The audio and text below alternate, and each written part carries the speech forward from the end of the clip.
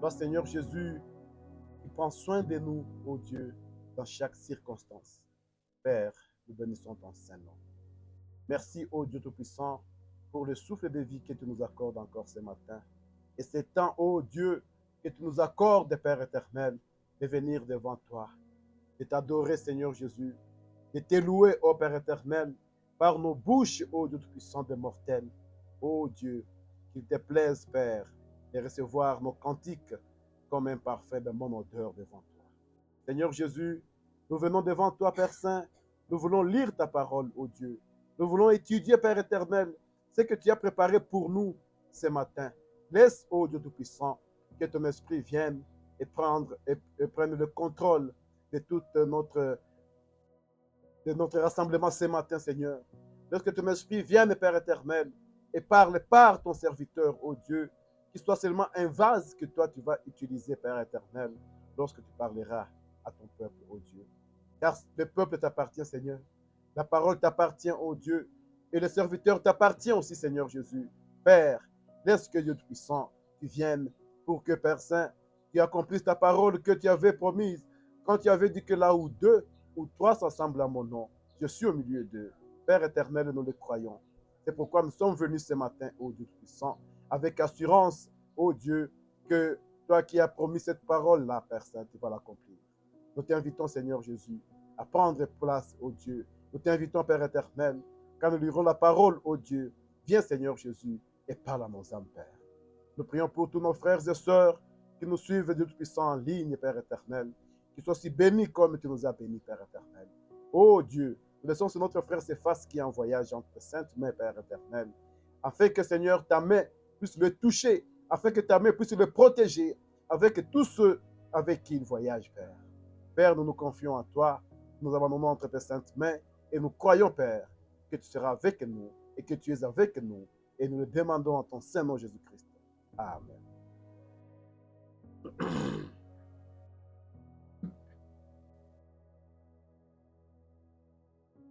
Oui, avant que je m'oublie,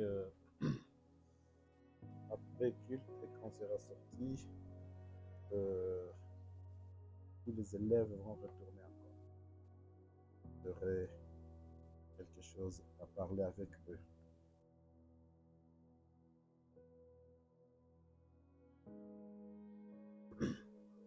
Est-ce que vous vous souvenez de moi dans vos prières? Parce que le diable m'attaque beaucoup. Ça fait 2 semaines que je ne me sens pas vraiment en forme moi-même. Euh, Depuis le vendredi là, je n'étais pas vraiment bien, hier aussi. Et ce matin, je peux sentir que ma voix n'est pas à la hauteur. Alors, nous ferons ce que Dieu a prévu pour ce matin et nous croyons qu'il est avec nous. Il sait pourquoi chaque chose arrive. Alors, on parlera encore ce matin sur ce thème que nous avons commencé depuis, je pense, 3 semaines. On parlait d'Abraham et sa postérité après lui. Euh, c'est un grand thème que si on l'abordait dans tous les aspects que cela peut nous présenter, on peut faire même des années en train de parler de ça. Et Abraham, on a vu que c'est cet homme-là qui n'a pas cherché Dieu. Parce que l'Écriture dit que personne d'entre vous ne m'a cherché. Si personne n'a cherché Dieu, même nous comme nous sommes là, nous n'avons pas cherché Dieu, mais c'est lui qui nous a cherchés. C'est lui qui a connu là où nous étions. Et il nous a cherchés. Et comme nous étions dans son grenier, comme nous étions dans sa réserve, il nous a appelés chacun de plusieurs manières différentes. Et comme Dieu l'a fait, nous devons maintenant travailler pour cela. On a vu que c'est pour cela que Dieu appelait Abraham. Il il appelait d'un pays de païens, d'un pays d'une nation qui ne connaissait pas Dieu. Mais comme il était un fils de Dieu, comme Dieu l'a choisi, comme Dieu l'a connu bien avant la fondation du monde, Dieu l'a appelé sans condition. Et on a vu ce matin, on parlera encore, on verra que c'est la même chose que Dieu continue à faire pour les fils et les filles d'Abraham, pour la postérité d'Abraham. On a parlé là-dessus, que c'était seulement l'élection de Dieu. Et l'élection de Dieu, c'est quelque chose qui vient sans condition. C'est quelque chose qui vient sans vraiment que quelqu'un puisse y mettre la main. Parce que Dieu, il ne partage jamais sa gloire avec quiconque. C'est pourquoi, lorsque nous avons appris un jour, et dans une assemblée, comme les gens veulent euh, justifier des choses qui n'ont pas de fondement, on verra cela dans les Écritures, que l'apôtre a appelé cela les doctrines des démons. Et sur les doctrines sur lesquelles les hommes, les fils et les filles de Dieu devons faire attention. Parce que lorsque Dieu nous parle chaque jour, lorsque la parole de Dieu sort, c'est pour qu'elle puisse nous façonner. C'est pour qu'elle puisse faire de nous des hommes qui seront mûrs, des femmes qui seront mûres. C'est faire de nous des enfants qui seront différents. La parole de Dieu ne sort pas pour sortir seulement. Nous ne venons pas ici parce que nous voulons être dans une petite communauté. Ce n'est pas ça l'objectif de notre présence ici ce matin. Nous sommes ici parce que nous sommes venus parler avec Dieu. Nous sommes venus chercher la présence de Dieu. Nous sommes venus afin que Dieu puisse nous parler, afin que Dieu puisse nous façonner, afin que nous puissions atteindre un niveau où lorsque le Seigneur peut appeler l'un de nous, ou si la trompette sonnait ce matin, que je sois une femme, que je sois un homme, que je sois cet enfant-là qui va entendre cela. On a vu avec le prophète, quand il est monté, quand Dieu lui a donné à visiter, là où les âmes des saints sont maintenant, il a rencontré là-bas, il y avait des enfants. Il avait son enfant qui était là, qui était un bébé de quelques mois, si pas de quelques jours. Mais il était là pourquoi? Parce que la Bible nous dit quelque part que lorsque un couple vit dans la sainteté, même ses enfants, Dieu le garde. Ses enfants sont saints parce que les parents préparent, les parents vivent la parole de Dieu. C'est pourquoi il pouvait trouver son enfant là-bas. Et quand on lui a posé la question, la voix lui a demandé, est-ce que tu connais cette jeune demoiselle? Il a regardé, il a dit, non, ça je ne connais pas. On lui dira, c'est ta petite Sharon.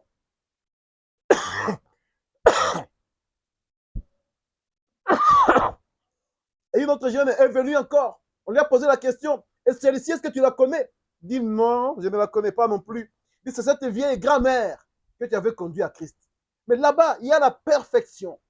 Mais si nous sommes là ce matin, on ne vient pas seulement pour perdre le temps. On ne vient pas seulement parce que nous devons venir. On ne vient pas seulement parce qu'on ne s'est pas vu pendant toute la semaine. Non. Nous sommes ici afin que Dieu puisse nous travailler sur nous. C'est pourquoi il nous envoie sa parole chaque jour. C'est pourquoi Dieu nous parle à chaque instant pour que nous puissions atteindre cette stature de l'homme parfait. Et on a vu qu'Abraham, quand Dieu l'a appelé, et lui a donné de grandes promesses. Et les promesses que Dieu a données à Abraham ne se sont pas limitées seulement à Abraham. Dieu lui a dit que ces promesses sont pour toi et pour la génération qui viendra après toi. Et c'est cette génération-là, nous parlerons de cette génération ce matin.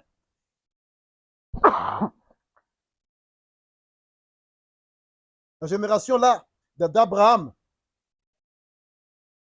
qui devait croire selon ce que Dieu a donné à Abraham. Parce que la Bible nous dit, la Bible témoigne de la foi d'Abraham. Il dit que Abraham n'a jamais douté par incrédulité sur ce que Dieu lui a donné. Abraham n'est jamais parti en dehors de la volonté de Dieu. On a vu que même lorsque Dieu l'a appelé pour qu'il puisse donner le seul fils unique qu'il avait, Abraham n'a jamais douté de Dieu. Parce qu'il a toujours cru que le Dieu qui m'a donné la promesse, il est fidèle. Que Dieu qui m'a donné la promesse, il sait ce qu'il va faire. Il pouvait dire à son fils, allons, Dieu pourvoira de tout. Il pouvait dire aux jeunes gens qui étaient avec lui, dire, vous restez ici, nous allons, moi et le jeune homme, adorer Dieu, et puis nous allons encore revenir. C'était la foi qu'Abraham avait. La foi, peu importe les circonstances. Ce matin, Dieu parle à la postérité d'Abraham. Ce matin, Dieu parle à tout un chacun de nous parce qu'il veut que nous puissions atteindre ce niveau-là de la foi.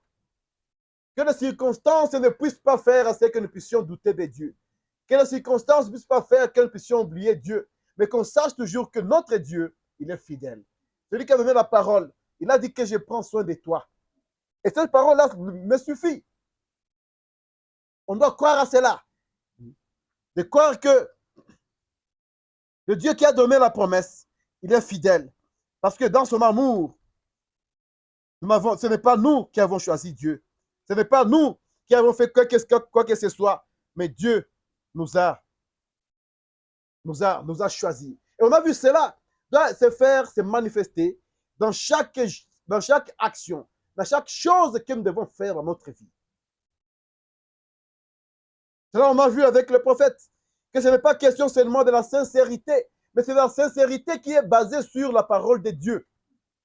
On a vu que les 400 prophètes de Baal qui étaient là au temps de Michée, ils pouvaient être sincères dans ce qu'ils étaient.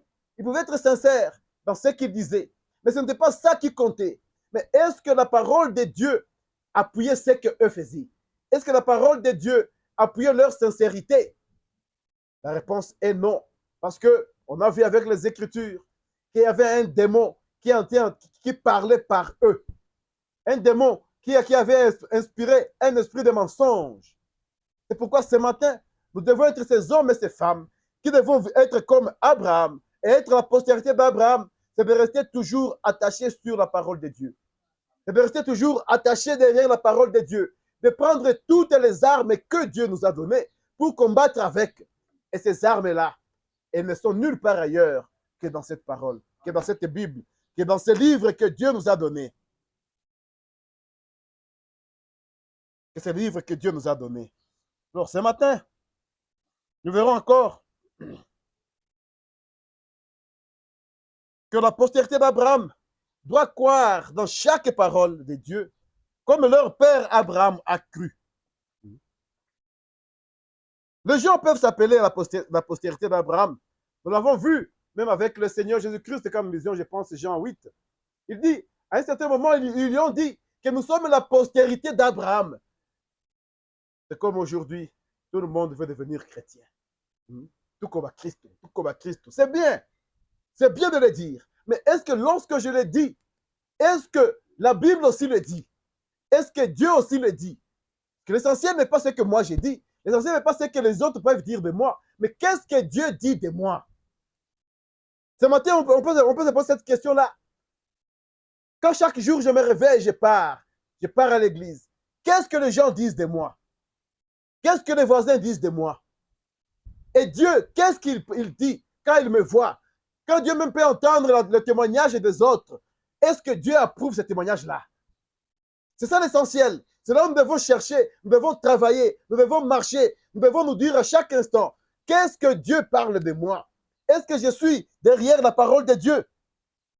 Est-ce que je suis cet homme, cette femme-là qui médite sur Dieu, qui médite sur la parole de Dieu? Parce que Dieu nous a donné la parole. Et cette parole, Dieu ne l'a pas donnée seulement pour qu'on puisse jouer avec ça. Mais que nous soyons cette génération d'Abraham que Dieu veut utiliser, avec lequel Dieu veut travailler aujourd'hui. Parce que Dieu continue à travailler. On a vu ça, je pense, le mardi, lorsque on a lu le prophète. Il nous a dit que Dieu peut retirer son homme sur la terre, mais son esprit doit rester pour continuer l'œuvre du Seigneur. Dieu ne retire pas son esprit. Depuis qu'il l'a envoyé, l'esprit de l'Éternel doit partir d'un homme à un autre, d'un homme à un autre. Parce qu'il y a l'œuvre que cet esprit est venu faire. Et ça ne peut pas retourner à Dieu aussi longtemps que ça n'a pas encore fini l'œuvre. Raison pour laquelle le Seigneur Jésus pouvait dire aux disciples, il vous est avantageux que moi je m'en aille. Parce que lorsque Jésus était sur la terre, la plénitude de Dieu était en lui. L'Esprit de Dieu était en Jésus en totalité. Mais quand il est parti, il nous a envoyé son esprit. Chacun devrait recevoir une portion. C'est le même esprit, mais qui est sur différentes personnes, mais qui agit de la même manière, parce que c'est le même esprit. C'est pourquoi le jour de la Pentecôte, quand quelqu'un pouvait voir sur la tête des autres, il pouvait voir une langue de feu qui était là. Et les autres, quand ils le voyaient aussi, c'était partagé. L'Esprit de Dieu est venu et ça s'est partagé sur différentes personnes. C'est ça, c'est que Dieu a fait comme œuvre. Et ce qu'il a fait le jour de la Pentecôte, il continue à le faire aujourd'hui. Il n'a pas changé. Il est le même hier, aujourd'hui et éternellement. C'est pourquoi lorsque vous voyez les gens qui vous disent non, aujourd'hui, le Saint-Esprit est seulement sur un tel, ça c'est contre la parole de Dieu. Ce sont des incrédules. Ce sont des gens qui ne croient plus en Dieu. Parce que quand nous croyons en Dieu, nous devons croire dans toutes les Écritures. Jésus a dit à Pierre et aux autres, il vous est avantageux que moi je m'en aille. Que si je ne m'en vais pas, l'Esprit ne viendra pas sur vous. Jésus n'a pas parlé en s'adressant à Pierre que l'Esprit ne viendra pas sur toi, Pierre, seul, non, mais sur tous ceux-là qui devraient croire. C'est pourquoi lorsque Pierre a commencé, a ouvert l'église de la Pentecôte, lorsque Pierre a prêché la première prédication, il pouvait dire aux gens, quand ils lui ont demandé, oh frère, que devrons-nous faire pour avoir la vie éternelle? Pierre leur a dit, repentez-vous et que chacun de vous soit baptisé au nom de Jésus-Christ pour le pardon de vos péchés. Et puis Dieu va vous donner un don. Et le don, c'est quoi? C'est le Saint-Esprit que Dieu a donné à quiconque a cru. Quand nous croyons sincèrement, quand nous croyons du fond de notre cœur, quand nous croyons selon les Écritures, selon le plan que Dieu a établi, Frère Madame nous dit, Dieu est dans l'obligation de nous donner le Saint-Esprit parce que c'est un don qu'il a promis. Raison pour laquelle dans Acte 19, quand Paul a rencontré certains disciples, il leur a posé la question, est-ce que vous avez reçu le Saint-Esprit? Vous voyez que le Saint-Esprit n'est pas pas cet esprit-là qui doit rester sur un seul homme. Même Paul, quand il rencontre les disciples, il leur pose la question, avez-vous aussi reçu le Saint-Esprit? Parce que c'est ça, l'évangile que Pierre a prêché, l'évangile que Paul a prêché.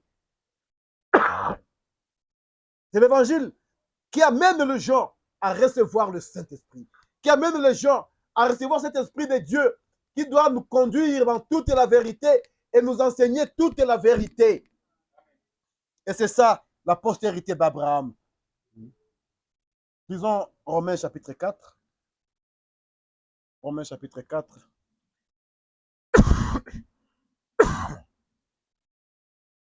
Je vais commencer au premier verset, Romains chapitre 4. Ça nous dit ceci. Que dirons-nous donc qu'Abraham, notre père, selon la chair, a obtenu? Si Abraham a été justifié par les œuvres, il a sujet de se glorifier, mais non devant Dieu.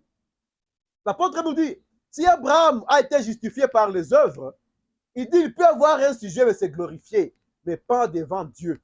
Parce qu'il n'y a aucune œuvre que nous pouvons faire, que nous pouvons commettre, que nous pouvons pratiquer, avec laquelle nous allons partir devant Dieu pour aller dire à Dieu, moi je suis grand, je vais justifier à cause de ceci ou de cela que j'ai fait. Mais ça nous dit, verset 2, si Abraham, 3, car, que dit l'Écriture? Voyons ce que nous sommes en train de dire. L'apôtre, quand il est en train de parler, l'apôtre Paul, il revient toujours dans ce que les Écritures disent. C'est pourquoi il pouvait dire que je vous ai là de mon application et je vous apprends de ne pas aller en dehors de cela. Parce que c'est ce que lui, il applique toujours. Qu'est-ce qu'il nous dit là? Il dit, car, que dit l'Écriture? L'Écriture dit ceci, Abraham crut à Dieu et cela lui fut imputé à justice. Il nous dit que Abraham a cru en Dieu. La foi d'Abraham en Dieu a fait que Dieu puisse lui imputer cela à justice. Et la postérité d'Abraham ce matin, si nous croyons dans ces dieux-là d'Abraham, si nous croyons comme Dieu, comme Abraham a cru, le même Dieu nous donnera la même chose. Le même Dieu nous imputera à justice la foi que nous sommes en train de confesser. C'est cette foi-là qui s'oriente seulement vers Dieu, pas vers les hommes, pas vers les imaginations, pas vers les choses qu'on crée, non. Mais ça doit être une foi qui doit être orientée vers Dieu seul. Continuons le verset 6. On dit, de même, David exprime le bonheur de l'homme à qui Dieu impute la justice sans les œuvres. Il y a le bonheur de cet homme-là dont Dieu impute la justice sans les œuvres. C'est dont Dieu a besoin ce matin, pour toi, pour moi, c'est que tous nous puissions croire en Dieu. Parce que lorsque nous croyons en Dieu, Dieu nous pardonne nos péchés. Dieu voit de nous, en nous des justes. Et David dit ceci, il parle du bonheur de cet homme-là, pour qui Dieu n'impute pas le péché. C'est un homme heureux, un homme qui a cru en Dieu, c'est un homme heureux. Et même lorsque Dieu te voit, lorsque Dieu te regarde, lorsque Dieu jette le regard sur la terre, dans le noir qu'il y a, dans l'obscurité, dans les ténèbres qui existent, il voit il y a quelqu'un qui est juste. Il voit il y a quelqu'un en qui il voit la justice et qui vient de lui. Et l'Écriture dit, de même David exprime le bonheur de l'homme à qui Dieu impute la justice sans les œuvres. Il dit, heureux ceux dont les iniquités sont pardonnées et dont les péchés sont couverts. Le peuple dont les iniquités sont pardonnées et les péchés sont couverts, c'est ce peuple-là que lorsque Dieu regarde, il ne leur impute pas ce qu'ils font. Mais pour le faire, il y a une seule voie que Dieu nous a donnée, que Dieu a tracée. Et ce peuple-là, ce n'est pas un autre peuple, sauf le peuple-là dont Dieu a connu par Abraham, notre père. C'est cette postérité-là d'Abraham que Dieu a connu. Et l'apôtre continue, il dit, 9, ce bonheur n'est-il que pour les circoncis? Parce que ce matin, on peut nous poser la question, vous êtes en train de parler d'Abraham, est-ce que vous aussi vous êtes concerné là-dedans? Est-ce que moi aussi ce matin, je suis concerné dans cette bénédiction d'Abraham? Écoutons l'apôtre nous dit ceci. Il dit, car ce bonheur n'est-il que pour les circoncis? Le bonheur de ceux-là que Dieu pardonne les iniquités. Ceux-là dont Dieu découvre les péchés. Est-ce que pour les circoncis seulement? Quand la Bible parle des circoncis, on est en train de parler ici du peuple juif. Je pense que vous connaissez ces choses. Ou est-il également pour les incirconcis? Et l'apôtre continue, il dit, car nous disons que la foi fut imputée à justice à Abraham. Quand donc lui fut-il imputé? Nous disons que Abraham a crié en Dieu et cela lui fut imputé en justice. C'était quand? L'apôtre pose la question, quand est-ce que cela lui fut imputé? L'apôtre nous dit ceci. Était-ce après ou avant la circoncision? Parce que si Abraham a été imputé en justice lorsqu'il est déjà circoncis, lorsqu'il était déjà dans cette alliance-là avec Dieu, nous autres, les gens des nations, nous n'aurions pas de place aujourd'hui. Mais l'apôtre dit ceci, il dit, il n'était pas encore circoncis, il était incirconcis. Parce que Dieu voulait que nous aussi, il puisse nous justifier. Parce que Dieu voulait que toi aussi ce matin, tu puisses bénéficier de cette bénédiction-là que Dieu a donnée à Abraham. Dieu a béni d'abord Abraham avant de lui donner l'alliance avec le peuple juif. Parce que nous aussi, nous devions faire partie de cette alliance-là. C'est ce que l'apôtre est en train de nous dire ici.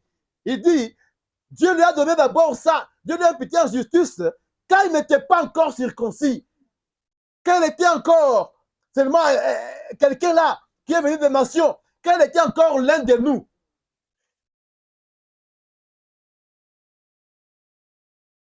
Quand il était encore, il dit, il était encore incirconcis. Et il reçut le signe de la circoncision comme son de la justice qu'il avait obtenu par la foi quand il était incirconcis, afin d'être le père de tous les incirconcis qui croient, pour que la justice leur soit aussi imputée. Pour que la justice nous soit imputée aujourd'hui. Dieu dans son plan, Dieu dans sa planification, Dieu dans sa programmation, Dieu dans son projet, il n'a pas d'abord imputé la justice à Abraham après, Mais il fallait qu'il le fasse d'abord avant. Pourquoi? Parce que nous aussi, ce matin, nous devions être, et nous sommes, cette postérité-là d'Abraham. Et lorsque Dieu a imputé la justice à Abraham, parce qu'il n'était pas encore incirconcis, parce qu'il était encore quelqu'un des nations comme nous, Dieu nous a aussi justifiés par la même voie. C'est ça, c'est que Dieu a fait avec Abraham et sa postérité. C'est pourquoi à un certain moment, il pouvait dire que Abraham, je te bénirai et tu auras une très grande postérité. Parce que Dieu, quand il a regardé, Dieu n'a pas regardé seulement les peuples juifs qui sont là. On peut les compter aujourd'hui. Mais Dieu a regardé tous ceux-là qui croiront. C'est ça que l'Écriture dit, non? Il dit que tous ceux qui devraient croire. Il dit tout ça, afin d'être le père de tous les incirconcis qui croient. Et si ce matin nous croyons aussi, nous sommes les fils et les filles d'Abraham. Nous sommes ceux-là à qui Dieu, lorsqu'il a parlé à Abraham, dans Genèse, je pense, 17, il a dit ceci, il a dit, toi et ta postérité. Cette postérité-là, Dieu t'a connu, Dieu t'a préparé. En faisant quoi? En imputant la justice à Abraham, quand Abraham était encore incirconcis. Ce sont des choses qui doivent faire de nous la joie. C'est pourquoi l'apôtre pouvait dire que les païens, quand ils entendent ces choses, ils glorifient Dieu pour ça. De voir que Dieu les a connus. Quand il appelait Abraham déjà là, il y a plusieurs années, avant que les Isaac, tout ça vienne, Dieu a préparé la voie pour les païens. Dieu a préparé la voie pour toi et moi. Dieu nous a connus là déjà, avant qu'Abraham ne soit circoncis. Il dit, 12, il dit aussi, et les pères de circoncis, qui ne sont pas seulement circoncis, mais encore qui marchent sur les traces de la foi de notre père Abraham quand il était incirconcis. La question n'est pas seulement d'être circoncis ou de ne pas être circoncis, mais ça nous dit aussi, mais encore qui marchent sur les traces de la foi. On doit marcher sur les traces de la foi que notre père Abraham nous a laissées. On doit marcher sur la trace de la foi telle que notre père Abraham a cru en Dieu. Il nous dit que Abraham a cru en Dieu. Et cela a plu à Dieu. C'est là où on a vu, même après les épreuves, Dieu a regardé. Et là, on pouvait dire à Abraham, il dit, je vois vraiment en réalité que tu m'aimes. Et pour ça, j'ai béni toutes les nations par toi. Et tout ça, Dieu l'a fait comment? Parce qu'il savait qu'Abraham était cet homme-là en qui il pouvait faire confiance. Abraham était cet homme-là qui a donné toute sa confiance en Dieu, toute sa vie en Dieu. Et ce matin, nous sommes ce peuple-là qui devons marcher sur les traces de notre Père. Nous sommes ce peuple-là qui devons marcher sur les traces de celui-là que Dieu a aimé. De celui-là que Dieu a imputé d'abord la justice. Il y a de cela plusieurs, des milliers d'années. Qu'est-ce qu'il a été fait? Mais Dieu l'a fait pour toi. Dieu l'a fait pour moi. Parce que Dieu connaissait qu'un jour arrivera où nous devons être manifestés sur la terre et que nous devons marcher derrière cette voie-là. C'est pourquoi il dit, ce n'est pas seulement ceux-là qui sont circoncis ou incirconcis, mais encore qui marchent sur les traces de la foi de notre père Abraham. Quelle est la foi? Sur quelle foi nous sommes basés ce matin? Sur quelle foi nous sommes basés lorsque nous disons que nous sommes croyants de la parole, nous sommes croyants du message? Quelle est la foi que nous sommes en train de confesser, de professer? Quelle est la foi que nous sommes en train de témoigner? Ça ne doit pas être des choses seulement qui viennent en dehors de la parole de Dieu, mais ça doit être des choses là qui sont selon les traces de ceux-là qui ont aimé Dieu, qui ont cru en Dieu, qui ont marché avec Dieu. Et quelles sont les traces que nous, moi aussi, moi et toi aujourd'hui, nous sommes en train de suivre? On a vu Paul, il a dit, soyez mes imitateurs, comme moi j'ai imité Christ. Et qu'est-ce qu'il a dit? Il a dit aux pharisiens ce jour-là, il dit, si vous étiez la race d'Abraham, okay, même Christ est revenu là-bas chez Abraham. Il dit, si vous étiez la race d'Abraham, vous comprendriez mes paroles. Mais vous ne comprenez pas parce que vous n'êtes pas les enfants d'Abraham. Et Christ a donné sa parole à qui? Il a donné sa parole aux disciples. Lorsque les disciples nous demandent d'imiter Christ, nous sommes en train d'imiter les disciples, nous imitons Christ, nous imitons Abraham. Parce que c'est l'homme juste que Dieu a connu, que Dieu a appelé, que Dieu, par lequel Dieu a béni le monde entier, par lequel Dieu a béni l'humanité. Et pour cela, lisons 1 Pierre.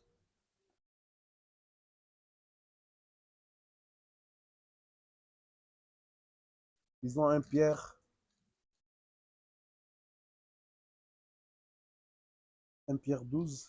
1 Pierre 1, 12. « 1 Pierre 1, 12, il nous dit ceci.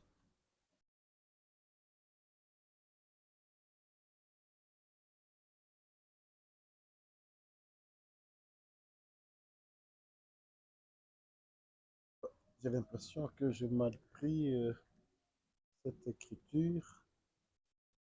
Ou 2 Pierre 1, permettez un peu. C'est 2 Pierre. 2 Pierre. 2 Pierre 1, 12. L'apôtre dit ceci. Voilà pourquoi je prends soin de vous rappeler ces choses, bien que vous les sachiez. Ces choses dont nous parlons ce matin, ces choses dont nous parlons, nous sommes en train de parler, ce sont des choses que vous connaissez même. Mais l'apôtre dit ceci, il dit, c'est pourquoi je prends soin de vous rappeler ces choses, bien que vous les sachiez et que vous soyez affermis dans la vérité présente. Et je regarde comme un devoir, aussi longtemps que je suis dans cette tente, de vous tenir en éveil par des avertissements. On dit ceci, je connais que vous connaissez ces choses, mais aussi longtemps que je suis dans cette tente, dans ce corps, aujourd'hui, je prends cela comme un devoir. Devoir de faire quoi? De vous amener à rester éveillé, de vous amener à rester vigilant, de vous amener à rester ce peuple-là qui ne passe pas dans l'amnésie spirituelle, mais qui veille toujours sur la parole que Dieu nous a donnée, qui veille toujours sur ce que Dieu nous a confié, qui veille toujours sur cette grâce-là, sur le pardon-là, sur que Dieu nous a accordé. Parce qu'il arrivera un temps que tout ceci prendra fin. Mais aussi longtemps que l'apôtre il était dans la tente, il dit, je parlerai toujours de ça, je vous rappellerai toujours de ça, je vous mettrai toujours en éveil sur toutes les choses qui concernent la parole de Dieu. Dit bien que vous connaissez la vérité actuelle. Mais est-ce que nous aussi, nous connaissons la vérité que Dieu nous a envoyée dans ces temps de la fin, dans ce dernier âge de l'Église? Est-ce que nous connaissons cette vérité-là que Dieu nous a donnée? Et qu'est-ce que nous faisons avec ça?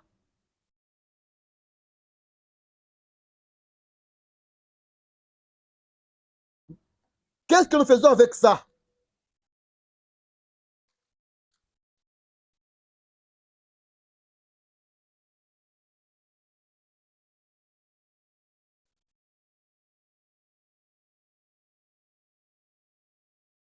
Qu'est-ce qui se passe? Comment j'ai pris les Écritures aujourd'hui?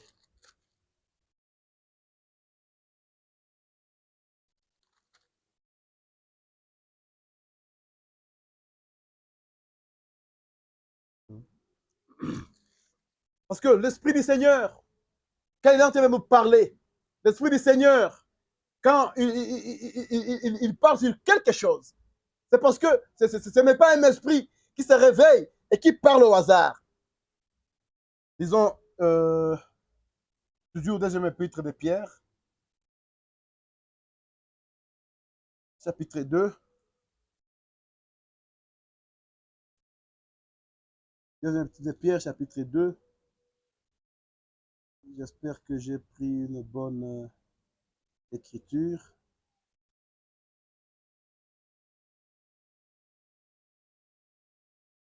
Il nous dit, il y a parmi le peuple, verset 1, il y a parmi le peuple des faux prophètes, et il y aura de même parmi vous des faux docteurs qui introduiront sournoisement des sectes pernicieuses et qui, régnant le maître qui les a rachetés, attireront sur eux une ruine soudaine.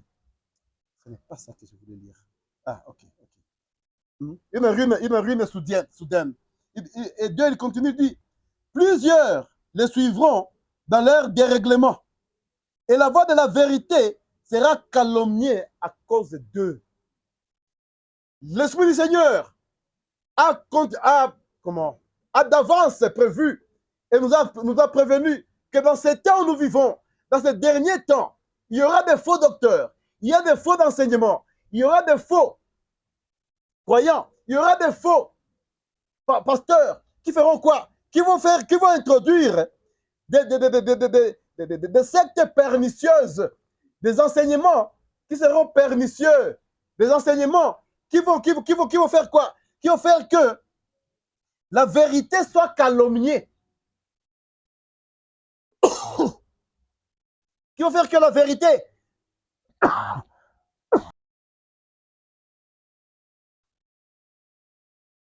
vérité d'aujourd'hui, que Dieu nous a donnée, puisse être injuriée, puisse être calomniée dans notre entourage, puisse être calomniée dans notre, là où nous passerons.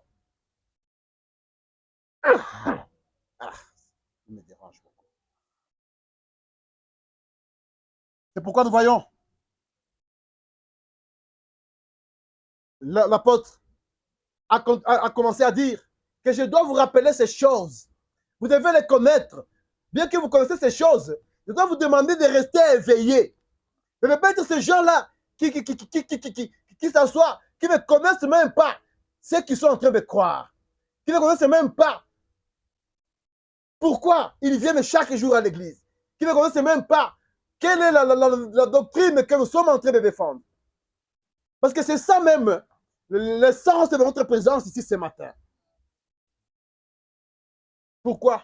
Parce que dans ces temps ici, la vérité sera calomniée.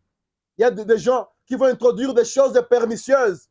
C'est comme cet homme-là dont Sœur Méda a parlé. Qui dit non, à l'époque de Marie, il y avait plusieurs anges. Et Marie devait chercher l'ange qui le plaisait, qui la plaisait, avec le message qu'elle voulait avoir.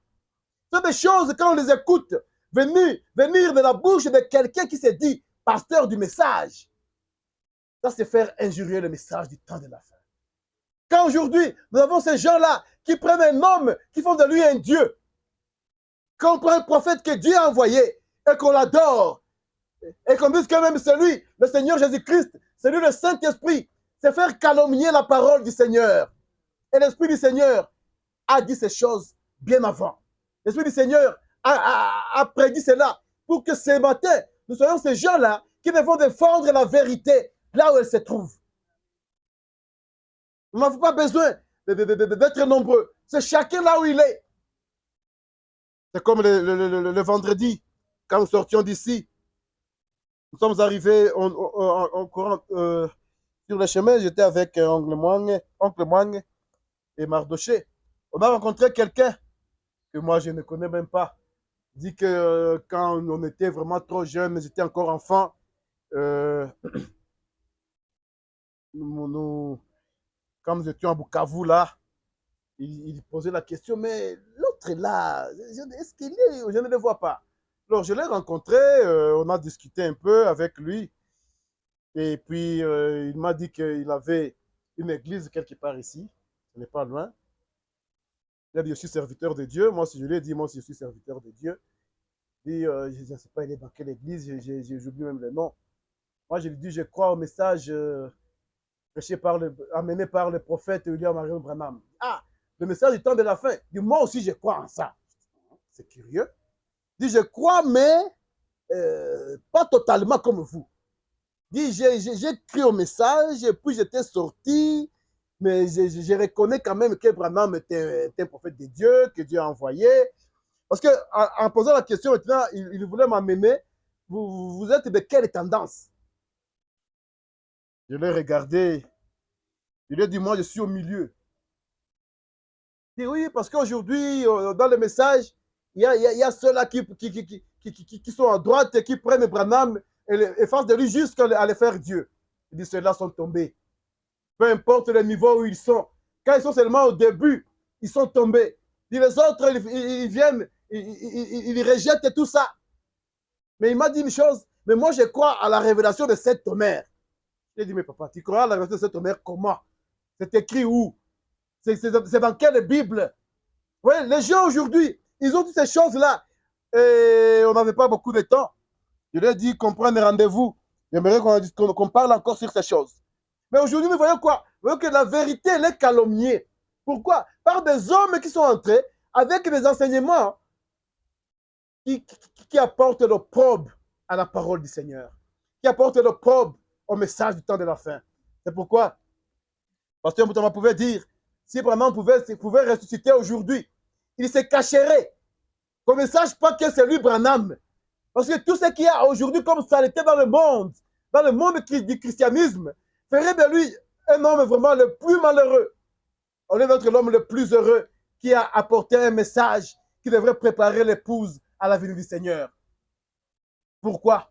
Parce que l'ennemi est entré et il a sali toutes ces choses-là. Il a sali la parole de Dieu. Mais nous, ce matin, Dieu nous donne une chose, une recommandation. C'est comme Paul l'avait dit à Timothée. Il dit, mais toi, Timothée, c'est vrai, il y aura toutes ces choses-là. C'est vrai, il y aura la saleté. C'est vrai, il y aura les gens qui vont apporter l'opprobre à la parole du Seigneur. Mais qu'est-ce que toi et moi nous faisons? Est-ce qu'il y a au moins un homme ce matin? Il y a au moins une femme ce matin? Si Dieu regarde dans cette ville de Goma, si Dieu regarde dans notre pays, si Dieu regarde, il peut trouver un seul homme qui garde la parole telle qu'elle doit être, qui garde la parole telle que cette parole-là a été amenée par le prophète du temps de la fin.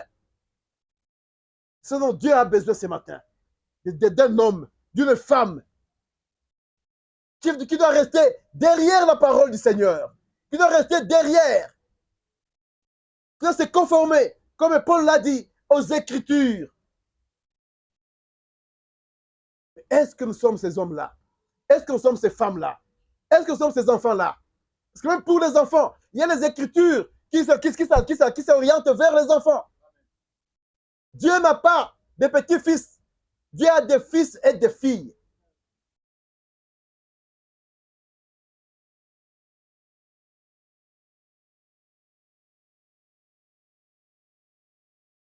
Et dans son amour, Dieu nous a envoyé un message de la vérité. Je vais parler un peu de cette écriture. On va lire 2 Jean. 2 Jean.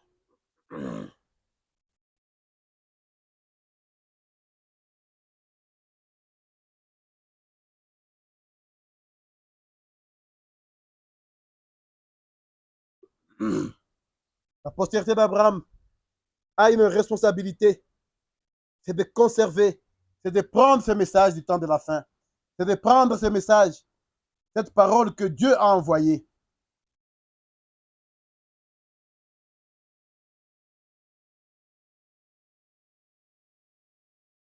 Et 2 Jean. Je vais commencer au début.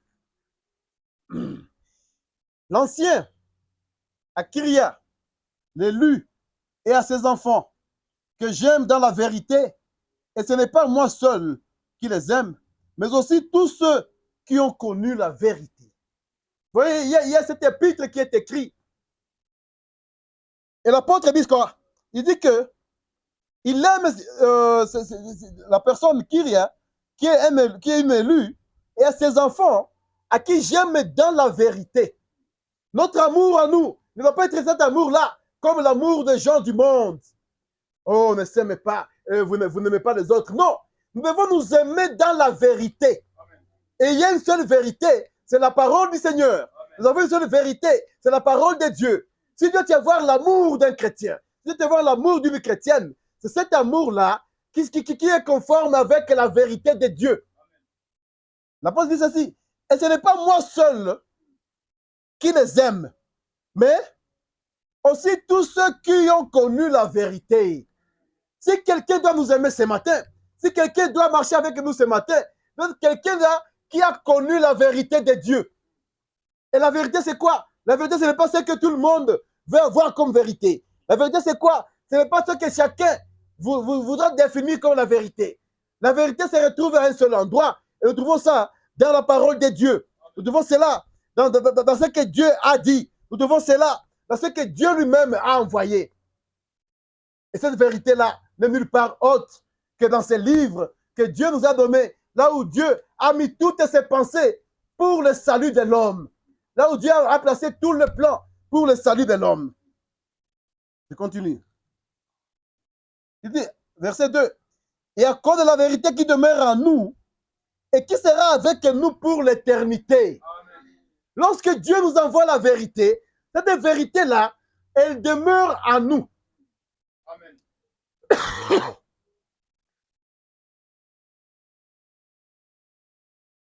Elle demeure en nous et elle ne part pas. Elle va rester avec nous même dans l'éternité. C'est-à-dire, la parole que nous sommes en train d'écouter ce matin, c'est-à-dire la foi que nous avons crue là, cette foi-là demeure avec nous, demeure en nous, et elle ira avec nous jusque dans l'éternité. C'est pourquoi lorsqu'on a des gens qui attendent quelque chose de fantaisiste, il faut avoir pitié d'eux seulement. Parce qu'ici, l'apôtre dit quoi? Il dit, à cause de la vérité qui demeure en nous et qui sera avec nous pour l'éternité.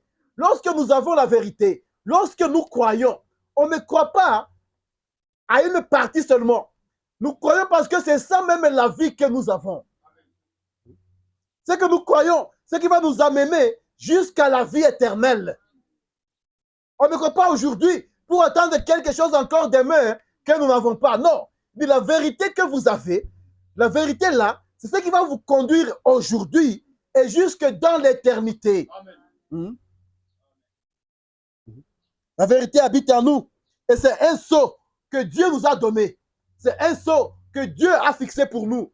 C'est pourquoi l'apôtre pouvait encore dire dans Jude, il dit, bien aimé, combattez pour la foi que nous avons reçue une seule fois pour toutes. Amen. La vérité que nous avons reçue, nous l'avons reçue une seule fois pour toutes.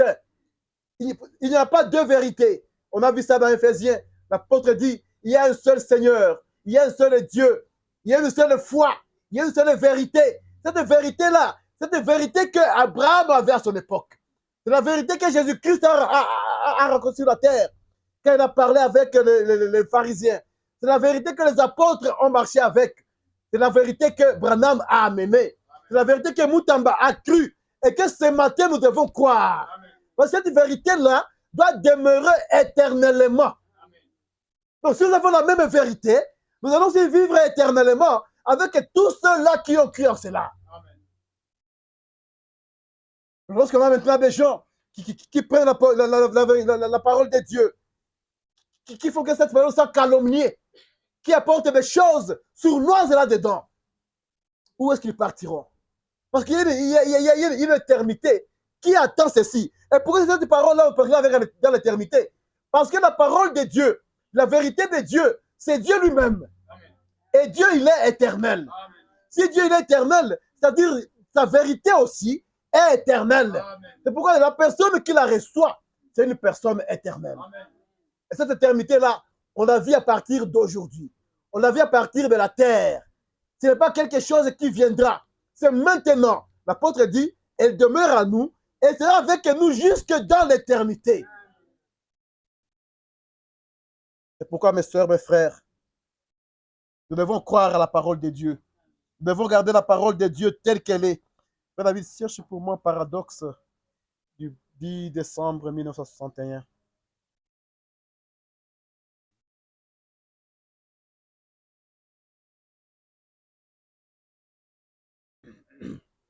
Dieu nous a donné tout ce qui contribue à notre salut. C'est ce que l'apôtre dit. Que Dieu nous a tout donné. Tout. Il n'a rien laissé. Mais vous trouverez ces mêmes personnes-là. Hein? C'est pourquoi chanter les cantiques, c'est bien. Mais il faut vivre les cantiques qu'on chante. On chante Tu n'as rien caché à ton épouse. Nous voyons la rédemption. La rédemption, c'est quoi? C'est le plan du salut même que Dieu nous a donné. Et ce plan du salut-là, ça commence aujourd'hui sur la terre. Et Dieu nous donne cette foi-là, Dieu nous donne cette vérité-là, avec laquelle nous devons vivre, nous devons marcher, nous devons croire aujourd'hui. Et la même vérité va nous accompagner jusque dans l'éternité. Jusque dans l'éternité. Un paradoxe du février 10 décembre 1961, paragraphe 126.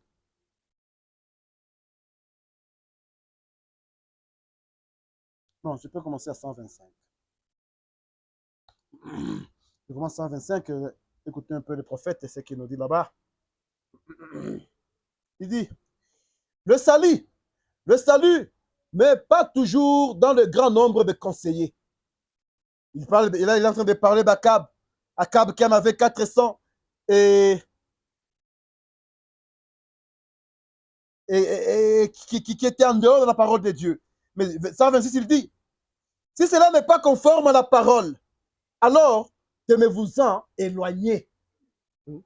Si on vous amène quelque chose, si on vous amène une doctrine, si on vous amène je ne sais pas, une révélation qui n'est pas conforme à la parole, Frère Branham nous demande ceci. Il dit, éloignez-vous de cela. Il dit, peu importe combien de personnes sont dans la chose, tenez-vous-en à la parole. Dieu ne peut pas se rétracter vis-à-vis de cette parole. Peu importe le nombre de gens qui peuvent être sur dans la chose là qu'on vous amène. Dit, regardez, quand même, cette assemblée est trop grande. Nous croyons ceci et cela. Alors on me dit, si c'est quelque chose qui est en dehors de la parole de Dieu, mettez-vous à l'écart. Il dit, vous, tenez-vous à la parole. Car Dieu ne peut pas se rétracter vis-à-vis de cette parole. Dieu, ce qu'il a mis là-bas, c'est ce qui est tout Dieu. Et il ne peut pas aller à l'encontre de ce qu'il a déjà donné. Il ne peut pas aller à l'encontre de ce qu'il a donné. Il dit, éloignez-vous, peu importe combien de gens, de personnes peuvent être dans la chose, vous restez dans la parole. Mais je ne veux pas voir le nombre, ne soyons pas derrière des groupes, non. Dieu veut que nous puissions être ces gens-là qui restons fidèles à la parole de Dieu. Qui veut dire qui restons fidèles derrière toutes les paroles que Dieu a prononcées. Il dit que le nombre ne vous effraie pas. Ils sont nombreux, ils sont grands, ils sont ceci. Mais est-ce qu'ils ont la parole de Dieu? Parce que si on doit prendre l'exemple de Michée, il était seul devant 400 prophètes. Et lui aussi était seul devant plusieurs prophètes de Jézabel. Mais l'essentiel de savoir, ce n'est pas aussi de savoir si on est peu nombreux, non. Mais est-ce que nous avons la parole de Dieu? Est-ce qu'on nous prêche le message du temps de l'enfer, comme frère Branham l'a prêché? Et cette vérité-là, qui doit accompagner les gens dans l'éternité, c'est cette vérité-là que nous avons ici. Parce que l'apôtre a beaucoup insisté sur cette chose-là. Il dit quoi? Il dit, je vous aime dans la vérité. Et tous ceux-là qui sont dans la vérité, qui ont connu la vérité de Dieu, ils vous aiment aussi. C'est pourquoi dans cette ville, peut-être, on peut trouver les gens qui ne nous aiment pas. Mais si Dieu a un enfant quelque part, si Dieu a quelqu'un à qui il a donné aussi la vérité, c'est mon frère, c'est ma soeur. Ce sont ceux-là qui doivent nous aimer. Ce sont ceux-là que nous devons aimer. Et l'apôtre veut dire quelque part, il dit, faites du bien à tous, mais d'abord dans vos frères dans la foi. Ceux-là avec qui vous croyez la vérité. Pourquoi? Parce que vous allez hériter aussi la vie éternelle ensemble. Vous allez hériter la vie éternelle avec ceux-là qui restent fidèles dans la parole de Dieu. Prenons 129.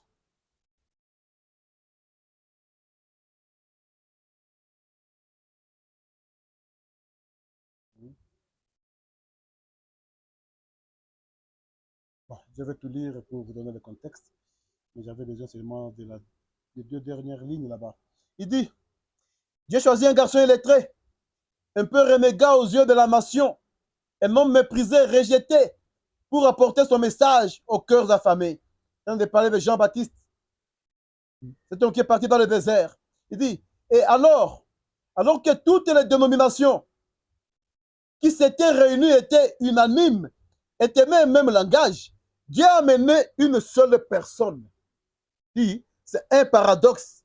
Mais cet homme avait la vérité. Les gens peuvent être unanimes sur tout ce qu'ils croient. Mais est-ce qu'ils ont la vérité de Dieu? Ils peuvent se dire non, nous sommes assis, nous avons vu que ceci, c'est là, ceci, c'est là. Mais est-ce que dans ce qu'ils disent là, ils sont derrière la parole de Dieu? Est-ce qu'ils ont la vérité de Dieu avec eux? Il dit, il fut prouvé que c'était la vérité, car il était attaché à la parole.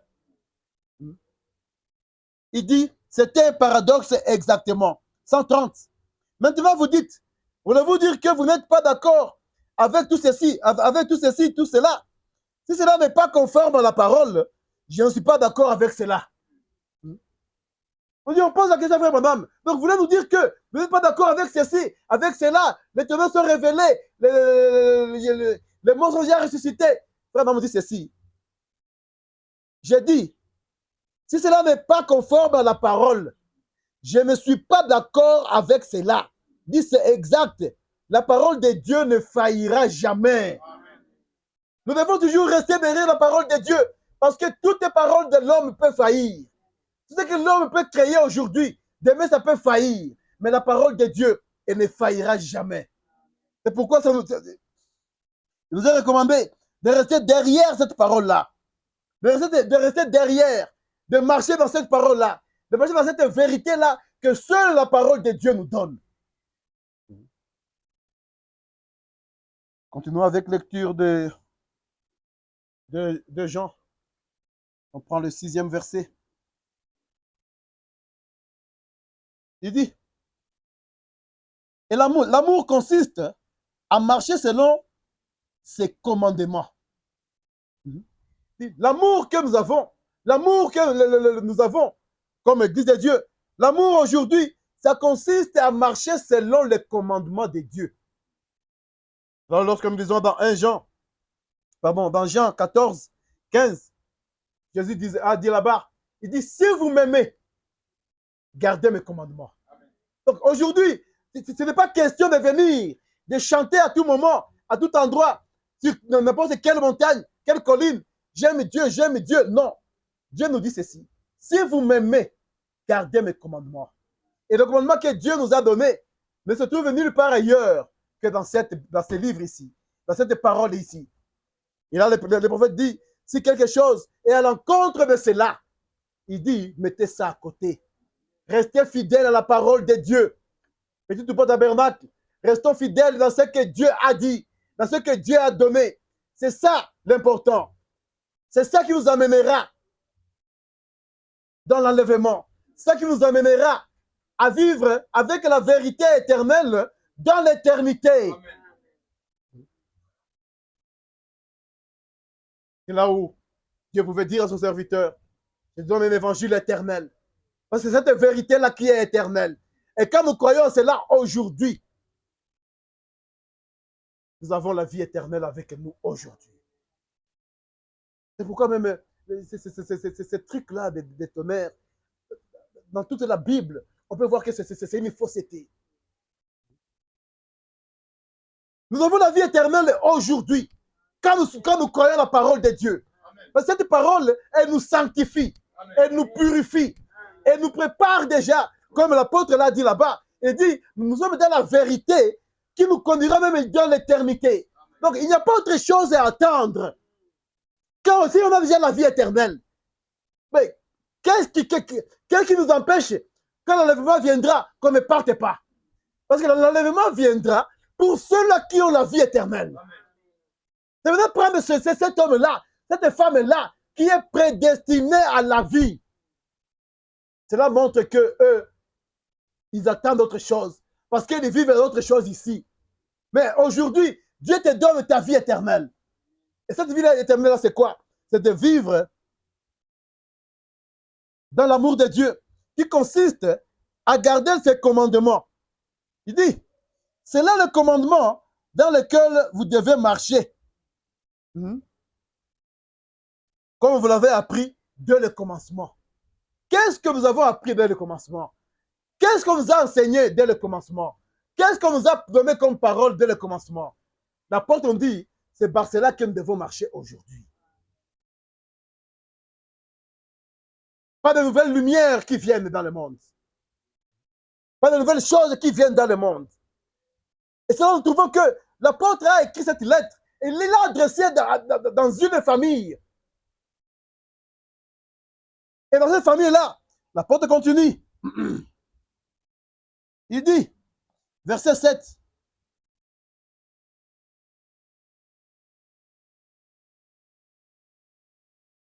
Il dit, car plusieurs séducteurs sont entrés dans le monde et ne déclarant pas publiquement que Jésus-Christ est venu en chair.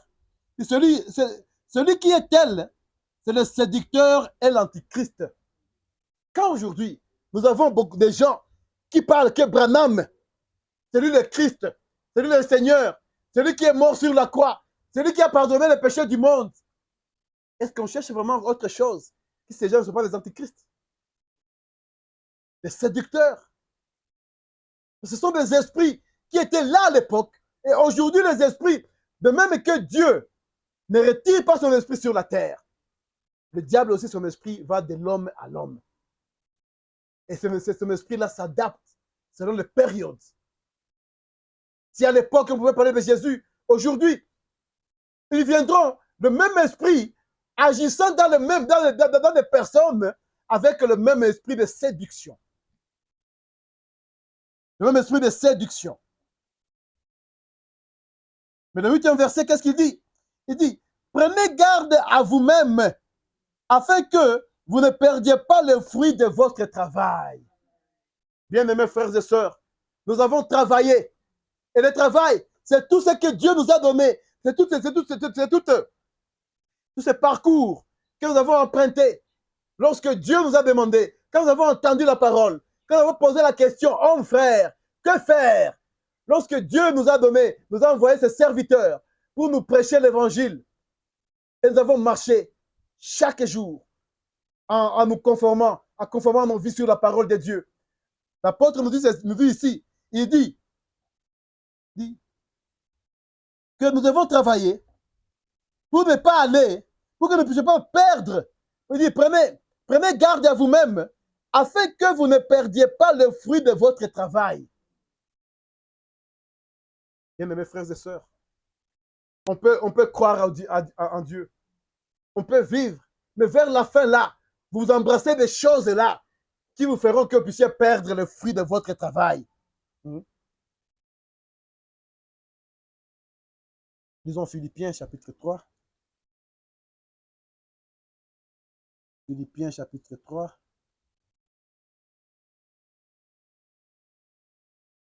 Qu'est-ce que l'apôtre dit là-bas?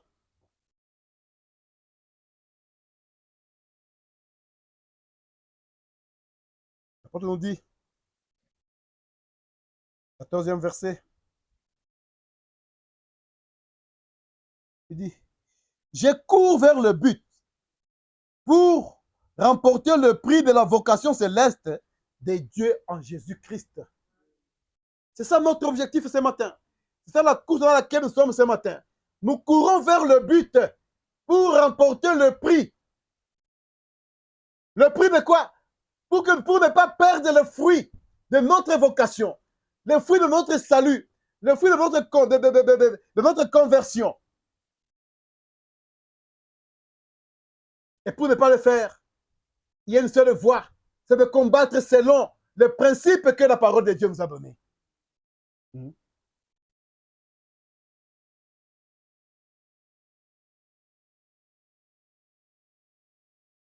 Prenons le même, prenons le 17.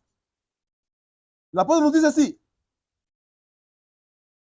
Soyez tous mes imitateurs, frères, et portez les regards sur ceux qui marchent selon le modèle que vous avez en nous. Il y a des gens qui marchent selon le modèle qui est dans les disciples, dans les apôtres, dans Paul. Il dit, ce sont ces gens-là que vous devez tourner le regard vers et être leurs imitateurs. Il dit, car il en est plusieurs qui marchent en ennemi de la croix de Jésus-Christ, de Christ. Je vous en ai souvent parlé et je vous en parle maintenant encore en pleurant. Leur fin sera la perdition. Ils ont pour Dieu leur ventre et ils mettent leur gloire dans ce qui fait honte. Ils ne pensent qu'aux choses de la terre. Ils pensent aux choses de la terre. Il dit, mais nous sommes citoyens des cieux, d'où nous attendons aussi, comme sauveur, le Seigneur Jésus-Christ, qui transformera le corps de notre humiliation en le rendant semblable au corps de sa gloire par le pouvoir qu'il a d'assujettir toutes choses. Dit, ces gens-là, ils prennent la vérité de Dieu pour les choses de ce monde, pour les choses, pour le plaisir, pour les petits intérêts que le monde peut donner. Il dit, mais nous, ce matin, nous sommes citoyens des cieux. Nous sommes en voyage vers les cieux. Nous sommes en train de partir.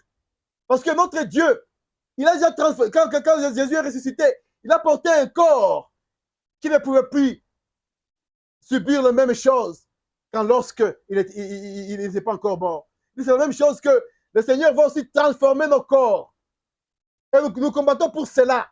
C'est pourquoi là, l'apôtre pouvait dire, il dit, ne perdons pas le fruit de notre combat, de notre parcours. Nous ne sommes pas ces hommes-là et ces femmes-là qui avons cru, qui nous sommes abstenus de plusieurs choses. Mais vers la fin là-bas, nous perdons le fruit. Que le fruit, c'est la vie éternelle. Les fruits, il dit, de Jésus, qui transformera le corps de notre humiliation en le rendant semblable au corps de sa gloire. Un corps qui sera glorifié par le pouvoir qu'il a d'assujettir toutes choses. Quel est le combat que nous sommes en train de mener ce matin? Quel est le combat que nous sommes en train de mener dans notre vie de chaque jour? Quel est le fruit que nous sommes en train de porter? Quelle est la vérité que nous avons? Il y a une seule vérité, il n'y en a pas deux. Et cette vérité-là, qui est selon la Bible, est-ce que nous marchons derrière cette vérité-là? Est-ce que nous imitons ceux-là qui ont pris comme modèle Paul et les apôtres?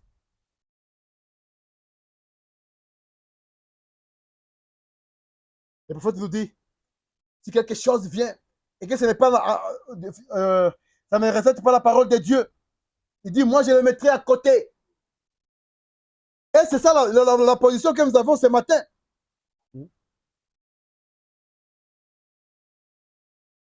Parce qu'il y a une récompense qui attend ceux-là qui croient. Il y a une récompense qui attend ceux-là qui combattent aujourd'hui selon les règles établies par Dieu. Et les règles que Dieu a établies, il ne les a pas mis loin. Il les a mis seulement dans la parole, dans les Écritures.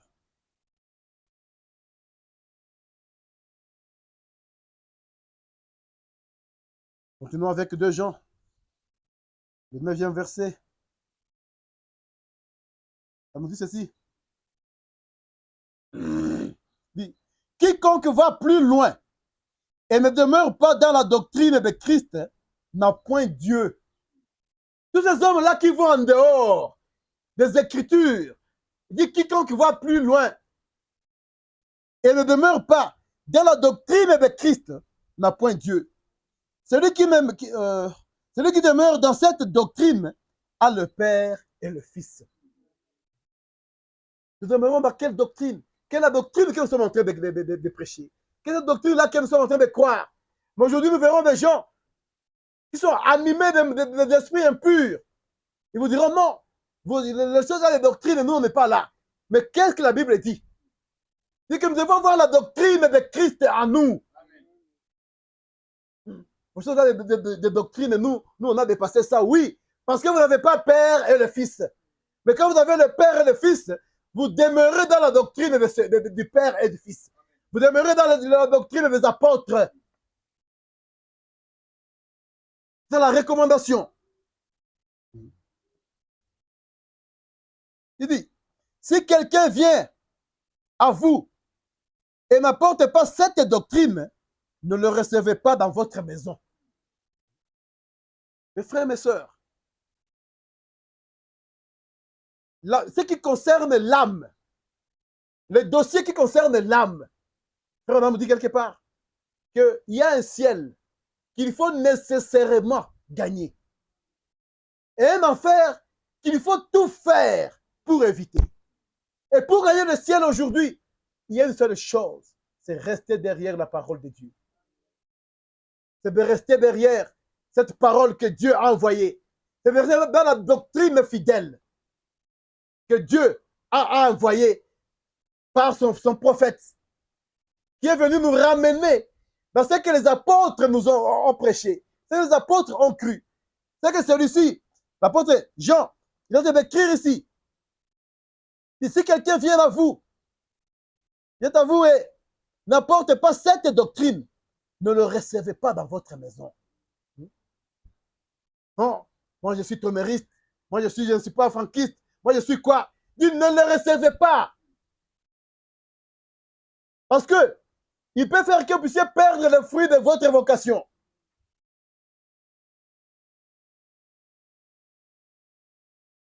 Ève, ou la femme d'Adam, avait suivi seulement une petite chose là.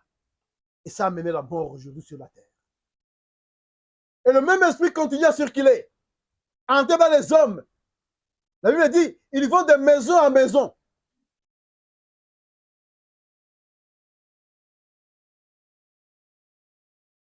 L'apôtre dit même, et ne lui dites pas salut, car celui qui les dit salut participe à ses mauvaises œuvres.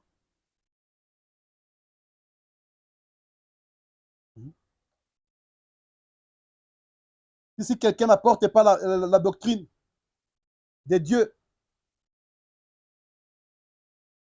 il dit, ne le recevez même pas. Lisons 1 Corinthiens 10. 1 Corinthiens chapitre 10. On commence au premier verset. 1 Corinthiens 10.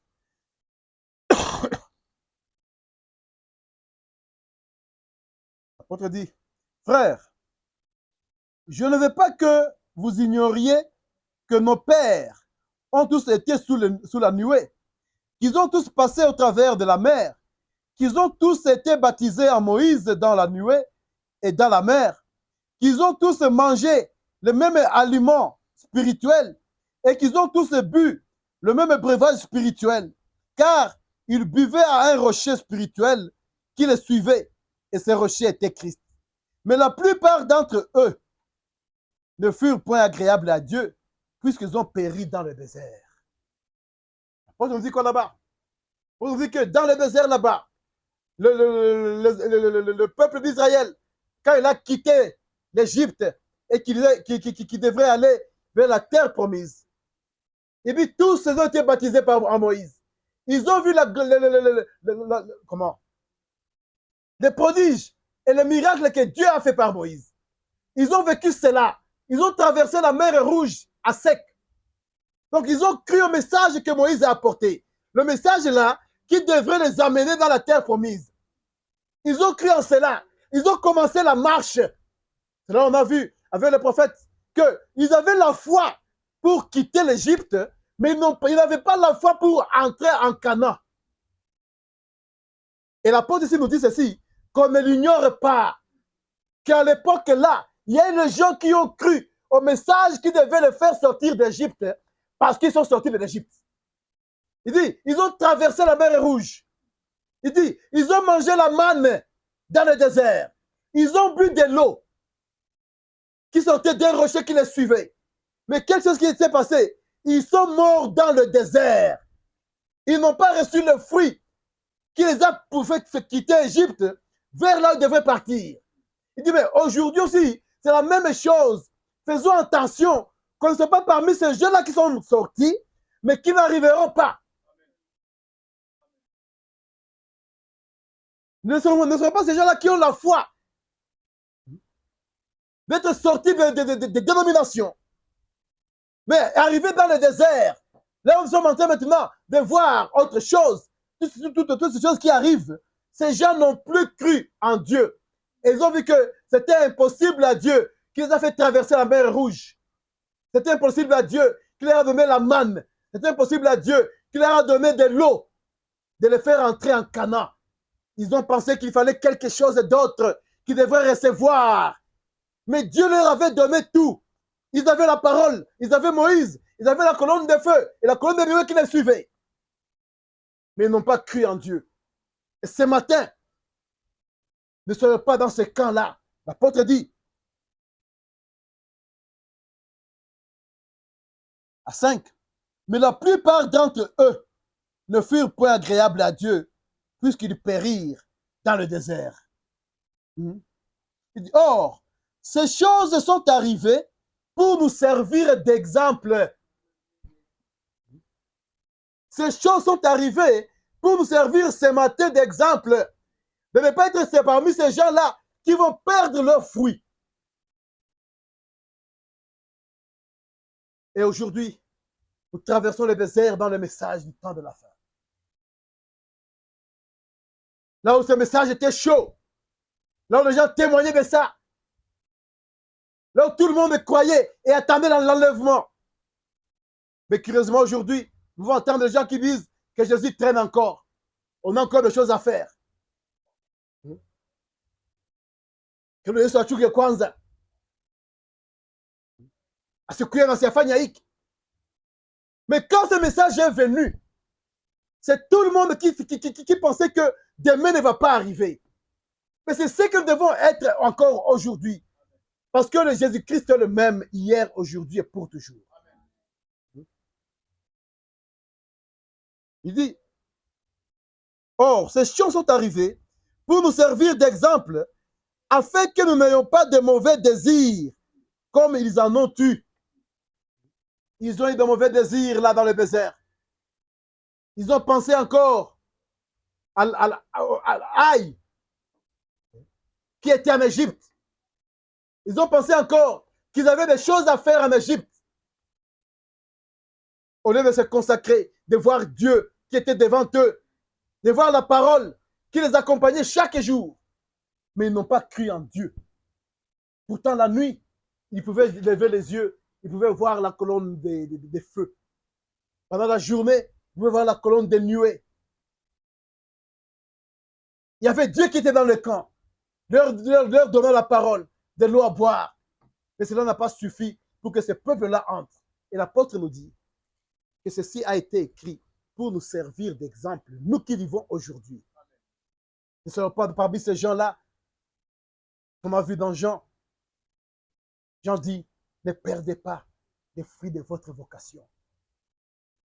Nous sommes sortis, pas pour rester dans le désert. Notre mort ne doit pas être restée dans le désert. Mais nous devons être parmi ceux-là qui doivent entrer.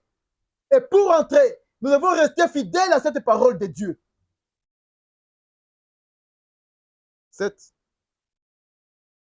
Il dit, ne devenez point idolâtres, comme quelques-uns d'entre eux. C'est donc qu'il est écrit, le peuple s'assit pour manger et pour boire.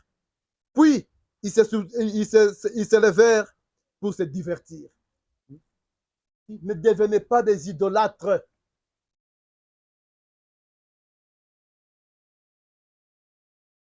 Comme Dieu a écrit sur les dévots d'or qui sont aujourd'hui dans le message du temps de la fin. Mais l'apôtre nous recommande ici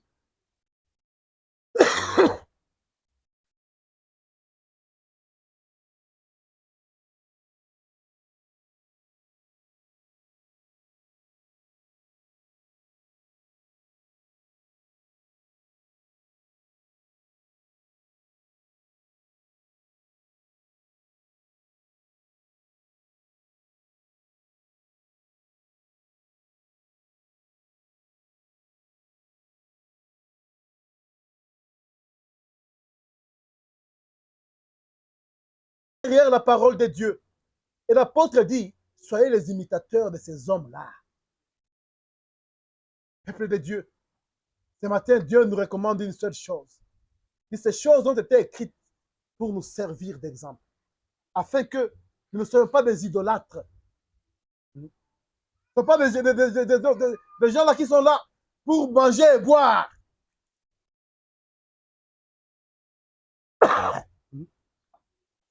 Quelque chose m'a étonné dernièrement. Je parlais avec des amis. Parler sur la vie de chaque jour. Franchement, petit propos tabernacle, que Dieu nous aide. Cette parole qu'il nous a donnée dans cette petite maison, cette parole qu'il nous a donnée par son serviteur, tenons ça ferme. Parce que nous n'avons pas le droit de rester ici. Franchement, à Pana. Je peux bien comprendre que frère Manam m'a dit, il y a un ciel à gagner. Qu'est-ce que nous gagnons ici sur la terre? Quand on parlait comment non, chez le Moutamba, on organise des petites cérémonies en famille et tout ça. Et la personne dira, une phrase yenye ikanishangaza sana. Dit, notre maman yeye anataka ndio kale kadrosdi. C'est kana kakose yake en fait. Étonné. Femme d'un pasteur. On sait que s'il y a une cérémonie, il faut le drosdi. Alcool. Dans ce message, temps de la fin. Et nous tous, nous sommes en train d'attendre d'aller au ciel. De quel ciel on parle juste? Parce que le ciel dont nous parlons, le Seigneur Jésus nous a dit d'abord que je ne prendrai plus de ça jusqu'à ce qu'on apprendra ensemble. Donc, Jésus nous attend pour qu'on prenne ensemble cela, le fruit du raisin. Frère Madame, quand Dieu l'a envoyé, il dit ne pas même toucher à ça. Et c'est ça le message que nous croyons jusque ce matin.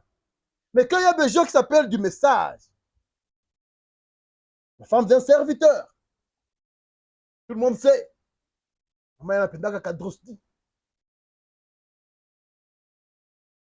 J'ai dit seulement dans mon cœur, pitié Seigneur. C'est pourquoi nous devons combattre. Comme l'apôtre l'a recommandé ici à Kyria. Il dit, Kyria, j'ai vu aussi tes enfants qui gardent la vérité dans la foi. Dit, tous ceux-là qui aiment la vérité les aiment aussi. Quand je disais frère Branham, il me disait que Kyria avait déjà perdu son mari. Parce que quand on lui adresse des paroles comme cela, c'est une mère qui avait des enfants. Et nous, enfants Moutamba, le petit Toupo Tabernacle, nous avons une grande responsabilité de garder ces paroles-là, cette foi-là, cette ligne-là que Dieu a tracée par notre Père. Je vais terminer avec cette prédication. C'est quoi? L'influence du 12 janvier 63.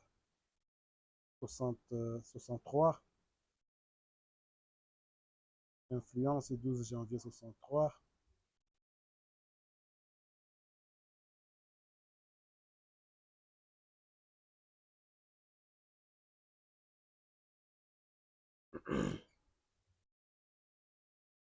Quand on parle là-bas d'Ozias.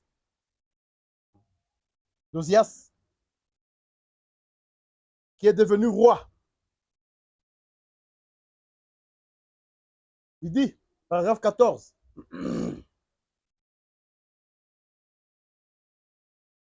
12 janvier 63, paragraphe 14. Il dit, eh bien, nous voyons qu'Ozias était appelé pour être roi à l'âge d'environ 16 ans.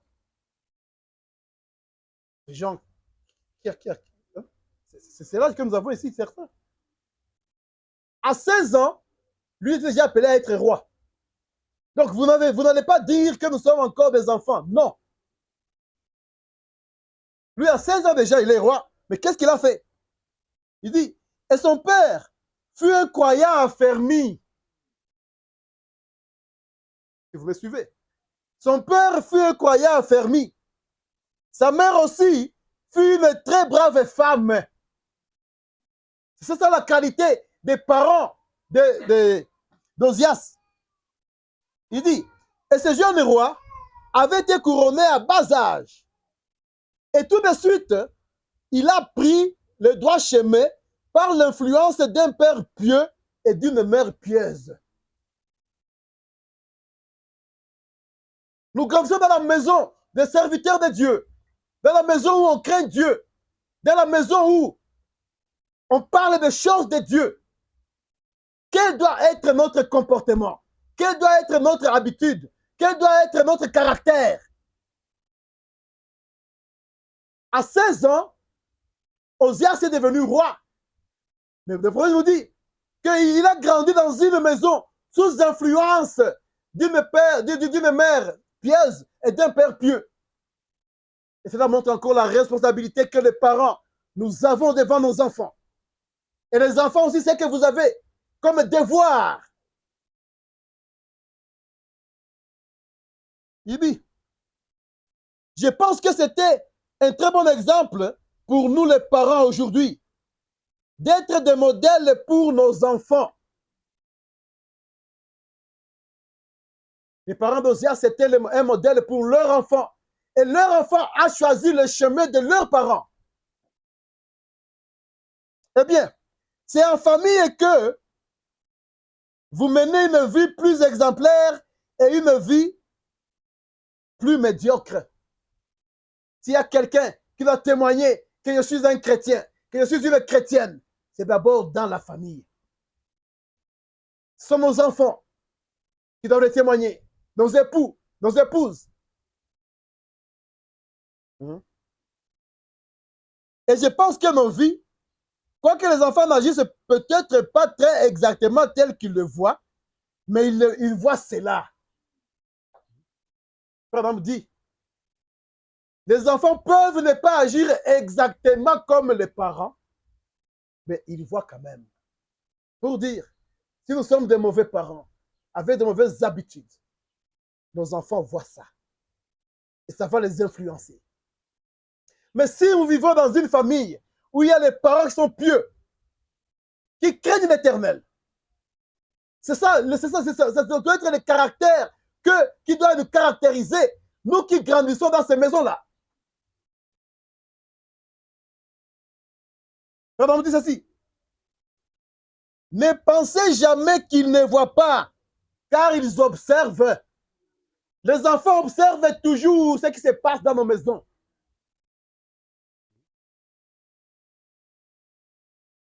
Il continue de dire, il n'y a pas que les enfants qui observent, mais les voisins aussi observent. Il n'y a pas que les voisins qui observent. Tous ceux avec qui vous vous associez aussi vous observent. Les gens dans votre église vous observent. Les gens avec qui vous faites les affaires au marché vous observent. Après que vous avez fait votre confession, on sait que je suis chrétienne, je suis chrétien. Mais quel est le genre de vie que je mène? Est-ce que je suis comme Abraham? Ou je vis comme ces Israélites-là, qui avaient seulement la foi de commencer la marche, mais n'ont jamais eu la foi de finir, d'entrer en Canaan. Alors on dit ceci. Et nous devions toujours chercher à refléter Christ dans tout ce que nous faisons.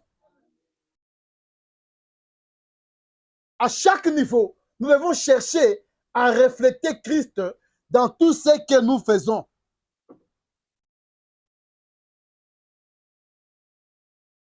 Mais est-ce que nous ressentons Christ? C'est ce que je dis aussi, c'est ceci, dans les influences maintenant, 15 février 64. C'est par là que je vais finir. Les influences.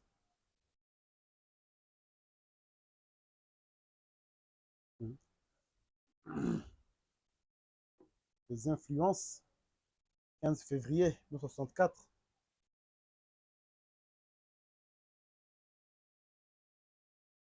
Qu'est-ce qui est en train d'influencer ma vie? Est-ce que c'est ce que je suis en train de voir dans ma maison? Une maison où il y a un père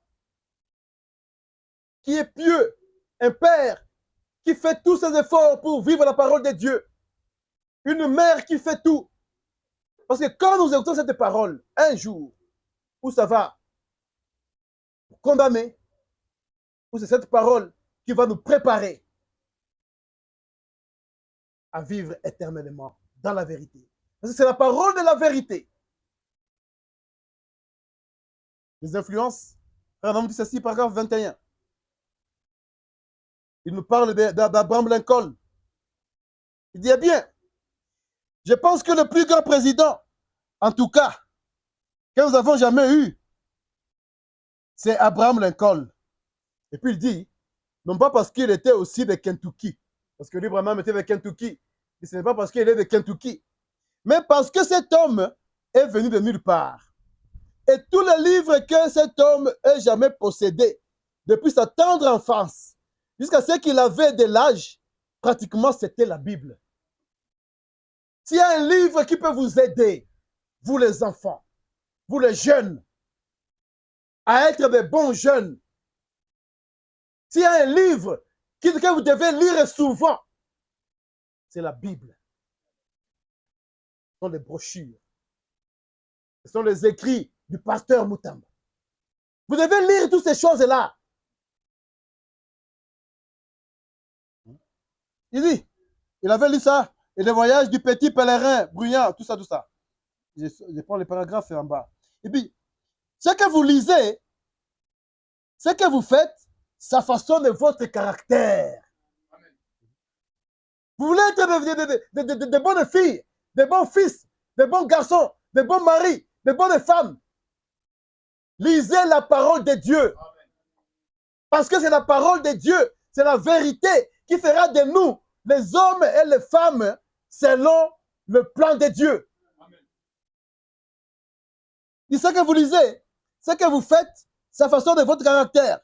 Cela révèle ce que vous êtes. Et maintenant, voyez-vous, il avait lu là où il était écrit, si vous faites le mal, vous paierez par le mal. Si vous faites le bien, Dieu honore cela. Et cela l'a façonné, a fait de lui ce qu'il était. Je continue, il dit, et sa mère était aussi une femme pieuse.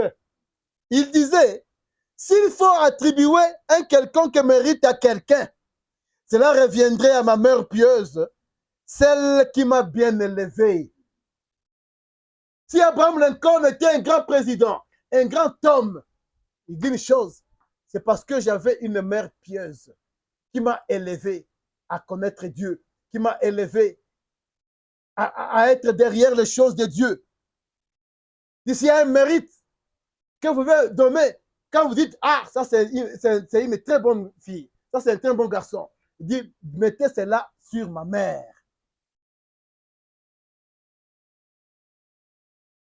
Ici, nous devons vivre une vie pour honorer Dieu.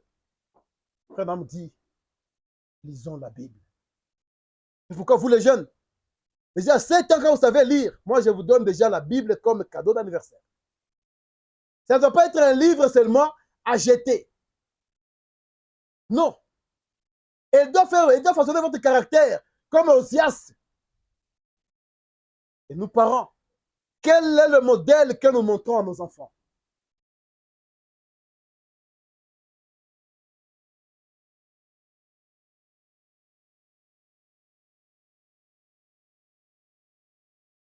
Tout à Jésus j'abandonne et lui donne tout librement. Et je me confierai à lui. vivrai dans sa danse, j'ai abandonné.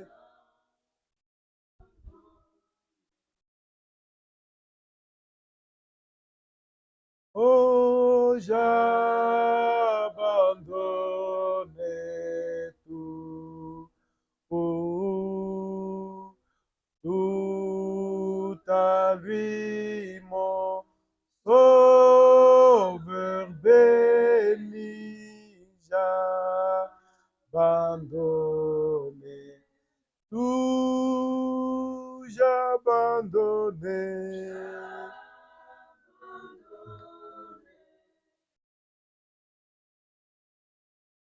Ce matin, Dieu nous appelle à tout lui abandonner. Qu'on ne soit pas comme celui-là qui ont péri dans le désert. Qu'on ne soit pas comme ceux-là qui sont sortis, mais qui ne sont jamais arrivés en Canaan.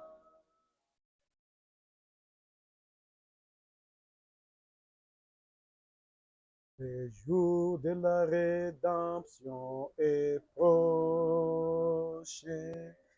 Les cœurs des hommes sont effrayés. Sois rempli de l'esprit, à l'ample regarde ta rédemption. Oh, le jour, ce jour n'est plus trop loin. Ce jour n'est plus trop loin, mes frères, mes sœurs. Mais aujourd'hui, est-ce que nos lampes sont allumées? Est-ce que nos lampes ont du fioul dedans?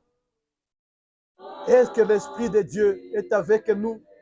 Pour les choses du monde, il y a quelque chose qui nous préoccupe encore. Mais Dieu vous appelle ce matin à regarder en haut, car notre rédemption est proche. Dieu notre Père, Créateur des cieux et de la terre. Toi, Seigneur Jésus, le Dieu des apôtres, ô Père, comme il est écrit, nous sommes édifiés par l'enseignement des disciples, des apôtres. Toi, Jésus-Christ, étant notre pierre angulaire. Nous venons ce matin, ô Dieu, après avoir écouté cette parole, Père éternel. Nous, Seigneur Jésus, que tu as appelé, ô Père Saint, comme nous l'avons vu par Abraham, Seigneur, tu nous as connus. Par Abraham, Seigneur, tu nous as préparés. Par Abraham, ô Dieu, tu as fait de nous cette postérité qui devait porter la parole, qui devait croire dans le message, qui doit, ô Dieu, aujourd'hui, avoir cette foi, non seulement d'avoir quitté l'Égypte, Seigneur, mais aussi d'entrer dans Canaan. Père, ne nous laisse pas, Seigneur, que les choses de ce monde fassent que nous puissions mourir dans ce désert, ô Dieu. Mais nous avons cru, pour éternel, avoir la vérité qui doit nous amener jusque dans la vie éternelle, Seigneur Jésus. C'est pourquoi ce matin, Seigneur, je viens, ô Seigneur Jésus, avec, Seigneur, ces petits troupeaux que tu nous as donnés, Père éternel. Ce matin, ô Dieu, Père, regarde si en nous il y a quelque chose qui n'est pas en ordre avec toi, Père éternel. Seigneur, enlève-le, Père éternel. Donne à tout un chacun, Seigneur, de revenir sur cette prédication, de revenir dans sa vie, ô Dieu. Et s'il y a quelque chose qui ne va pas, ô Père éternel, Seigneur, tu es celui qui a donné ta vie pour purifier nos péchés, pour nous sanctifier, Père éternel. Ô Seigneur Jésus, comme nous l'avons dit par David, Seigneur, heureux l'homme pour qui, ô Dieu Tout-Puissant, tu ne comptes pas les péchés. Et pour qui, Père éternel, tu couvres, Seigneur Jésus, toutes ces iniquités, Père. Voici ce peuple, Père éternel, que je laisse encore entre tes saintes mains, ô Dieu, car tu nous as appelés pas pour la perdition, mais pour la vie éternelle. C'est pourquoi, ô Dieu, nous abandonnons à toi, Seigneur. Nous nous confions entre tes saintes mains. Donne-nous, Père éternel, à combattre le bon combat de la foi. Donne-nous, Seigneur Jésus, à combattre, Père éternel, pour cette foi, pour cette parole, pour ce message, ô Dieu, que tu nous as donné dans ce temps de la foi. Père, nous bénissons ta parole, Seigneur. Nous t'avons écouté, Seigneur, nous parler, ô Dieu. Et nos cœurs, Seigneur Jésus, par le mien, Père éternel. En moi, Seigneur Jésus, je viens à toi, Père. Je me répands, ô Dieu Tout-Puissant. Ô Dieu Tout-Puissant. Aie pitié de nous, Seigneur Jésus. Sanctifie ton peuple, Père éternel. Purifie ton peuple, Seigneur Jésus. Donne-nous à être, Seigneur, ces hommes qui seront modèles, ces femmes modèles, ces parents modèles, ces enfants modèles, ô Dieu, pour la gloire de ta parole, Seigneur. Laisse que nos vies, Seigneur, influencées du dehors, Père éternel, pour la gloire de ton nom, Seigneur. Nous bénissons ton saint nom, ô Dieu. Laisse que nous soyons un témoignage, comme Abraham, notre Père, le fut, ô Père éternel. Jusqu'à présent, nous pouvons parler de lui, Seigneur. Bénis-nous, Père éternel, lorsque nous voulons partir. Lorsque ta paix, Seigneur, ta grâce et ta bonté nous accompagnent. Nous te bénissons, Seigneur, nous t'élevons, nous te louons, car tu le mérites, ô Dieu. Que ta paix soit sur tout un chacun, au nom de Jésus-Christ. Nous voyons aussi nos frères et sœurs, ô Dieu, qui nous suivent, Seigneur Jésus, en direct. Ceux qui vont suivre cette prédication, Père éternel. Ô Seigneur, sois aussi avec eux, Père éternel. Fais que, Seigneur, cette bénédiction que nous avons reçue ce matin soit aussi la leur, ô Dieu. Car toi, Père, tu n'es pas limité dans le temps et dans l'espace. Merci, Seigneur Jésus. Merci, Père, car nous le demandons en ton Seigneur Jésus-Christ. Amen. Que Dieu bénisse.